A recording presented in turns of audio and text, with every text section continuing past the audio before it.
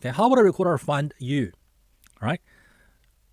This is where those job hunting websites and business networking websites comes in to help you. Okay. And the best example is LinkedIn. All right.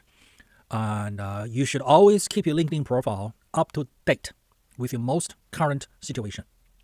Okay, and you do realize with LinkedIn, there's one button that you can click on it. It will turn your profile into a resume. And then from there, okay, you can modify your resume to tailor fit each job that you're trying to apply, right? And also, let me give you some tips on how to make your LinkedIn profile and your resume stand out from the sea of resumes, right? On your LinkedIn and on your resume, okay, for each of your job, which is reverse chronologically, okay, the last at least one line, if not two, okay, you should always say something about what you did, how you contributed to the business. Okay, now the earlier the job, like you were 16 working for McDonald's, okay, you probably didn't contribute that much to McDonald's, the corporation, but I'm sure you learned something. Your first job at McDonald's. Okay, so for your earlier jobs when you were younger, you should put down what you learned on the job. Okay, for example, you can put down, I cleaned the toilet. And I was really proud of myself. Okay, I learned to clean the toilet. I learned to clean it and make it super clean. And then I learned to clean it fast. And I learned how to not get dirt on me. And I was very proud of myself. Okay, so you can say, I was proud of what I was able to do at the age of 16. And you should make that line italic. Okay, so make the font stand out. And another thing you could say is, I learned the value of collaborating with colleagues. I learned the value of helping others, just proactively help others. Okay, I had a young man, okay, and he told me his first job, 16, working at McDonald's, he didn't have a ride home. So a coworker gave him a ride home. He was extremely grateful. And then he was thanking his coworker who had a car, POS of a car, but a car, and was able to drive him home. So he was extremely grateful, and he was thanking his coworker for giving him a ride home. And the coworker said, don't worry about it. Pretty soon, okay, you will have your own first car, okay, POS of a car, but a car, and you will be driving other people home. Pay it forward. Collaboration. Proactively help others. Okay, this is something you can put on your resume. And as you become more and more seasoned of a career, corporate citizen, professional, okay, you'll be making contributions to the business. Then you can have things like, again, the last line of that job, okay, in italic,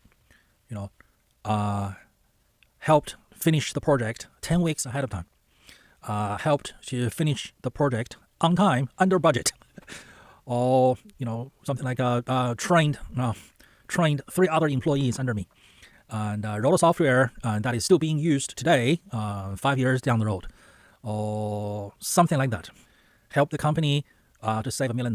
Help the company to generate $10 million more. Help the company to increase market share, and made customers very happy.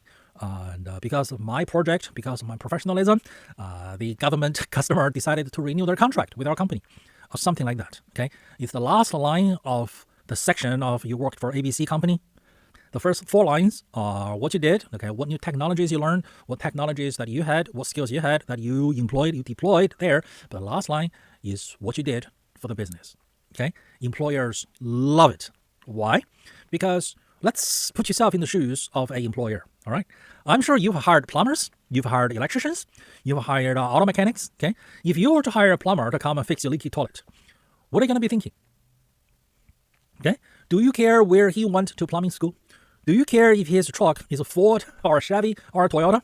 Okay. Do you care if his tools are Ryobi or DeWalt? No, you don't care about any of that stuff.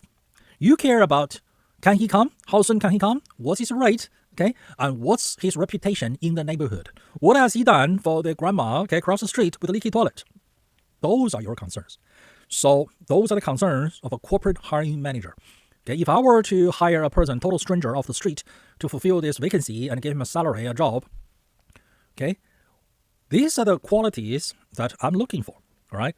Able to do the work and willing to do the work, and a history of enduring hardship, overcoming challenges, and be collaborative, and so on and so forth, okay?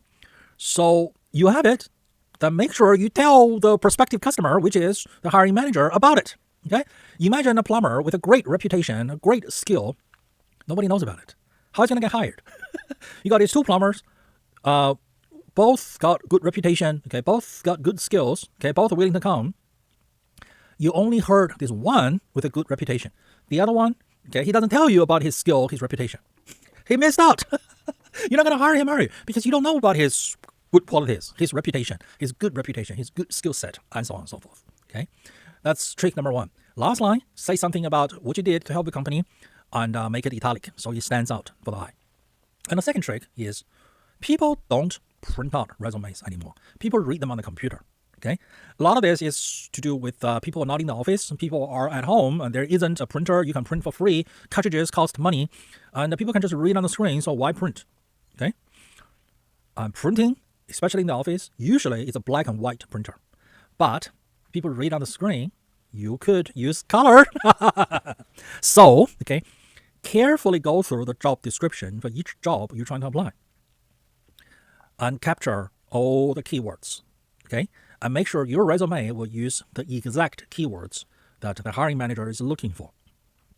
Okay? If the hiring manager is looking for chemical engineer, make sure you use the exact phrase chemical engineer, if you are a chemical engineer, in your resume. All right? If the hiring manager is looking for someone who can program Python, okay, that's a programming language, okay, make sure you say Python, if you know Python, in your resume, okay, and bold it and yellow highlight it. Okay? Reason being, all right, is those keywords will stand out. And the hiring manager are looking for those key attributes like chemical engineering, like Python.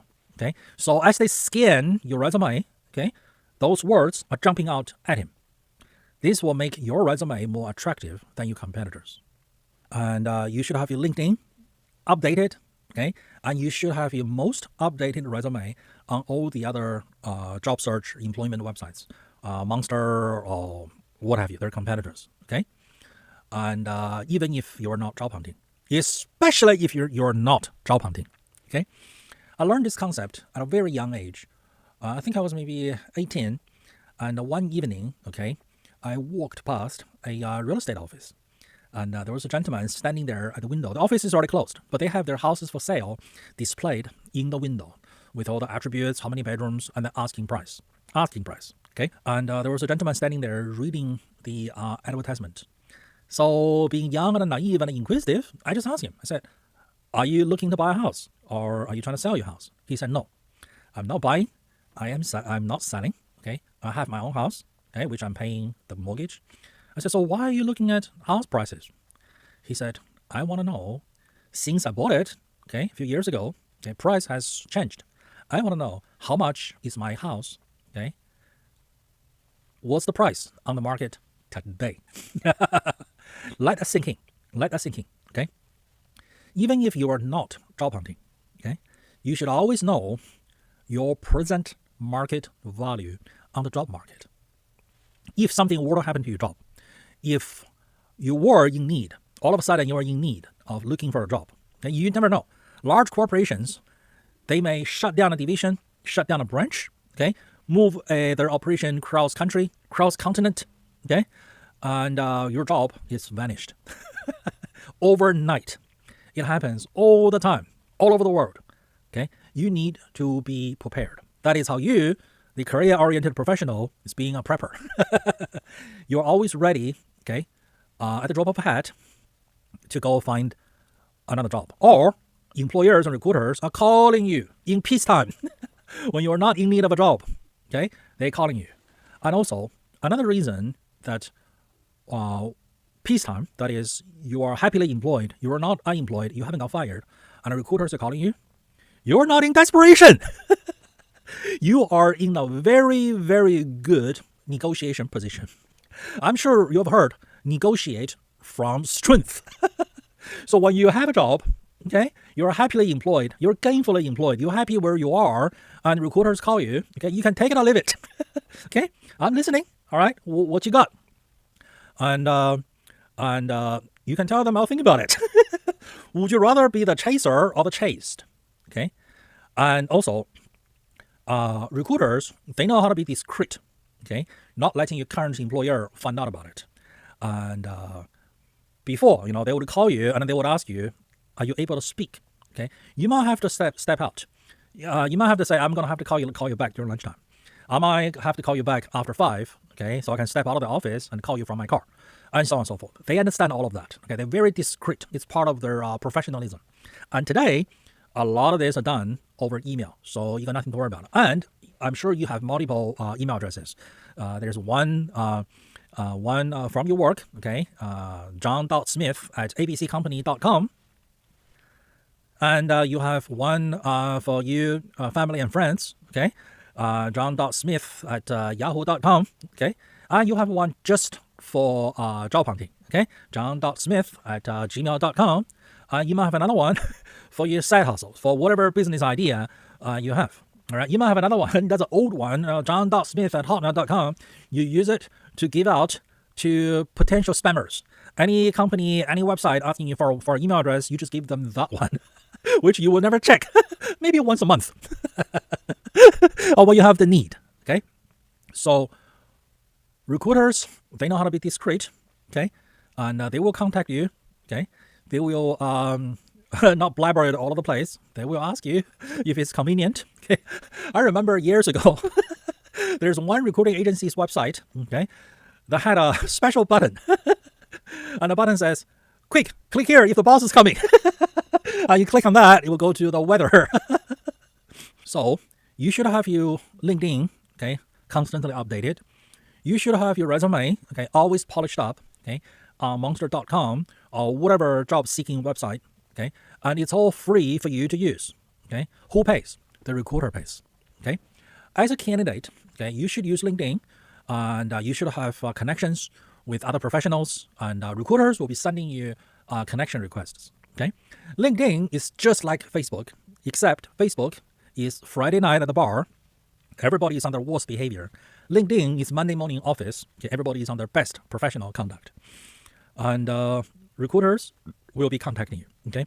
Recruiters, they pay for a search account, and there are different levels, from $30 a month to $10,000 a year, okay, different search capabilities. And some of them might use Boolean search, okay. If you're not a computer nerd, you might know what that is, okay. It's search using logic, and using SQL, sequential query language. If you're not a computer nerd, you don't need to worry about it. And all you need to do is to make sure, okay, your LinkedIn profile is up to date. Recruiters will be contacting you, and then you can evaluate from there, okay? Don't forget to like and subscribe. So this way, when I release new educational videos, you will be notified and you will be the first to learn. And also, make sure you send this video to as many people as possible, so we can all learn and grow together and help each other to grow together. We're in this together.